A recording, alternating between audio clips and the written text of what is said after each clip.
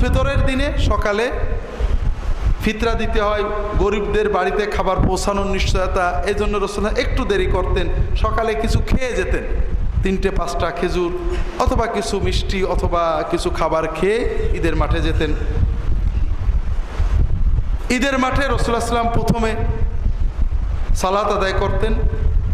ঈদ আসলে আমাদের ঝগড়া আছে, 6 তাকবীর না 12 তাকবীর, 6-12 দুটোই সহি, কাজে ঝগড়া করবেন না। ঈদের পরে রাসূলুল্লাহ সাল্লাল্লাহু আলাইহি ওয়াসাল্লাম খুতবা দিতেন। আম খুতবা দেওয়ার পরে মেয়েদের ওখানে যে খাস খুতবা দিতেন। রাসূলুল্লাহ সাল্লাল্লাহু আলাইহি ওয়াসাল্লামের সময় মেয়েরা পিছনে জামাতে শরীক হতেন, রাসূলুল্লাহ উৎসাহ দিতেন। এরপরে মুসলমানরা যার যার বাড়িতে চলে যেতেন।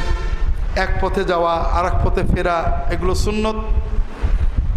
দেখা সাক্ষাৎ, সালাম করা, কেমন আছেন দোয়া করা সুন্নত, মুসাফা করা সুন্নত। কোলাকুলি হলো যার সাথে অনেক দিন পরে দেখা তার সাথে, এটা সুন্নত, ঈদের সুন্নত না। কোলাকুলিটা ঈদের সুন্নত না।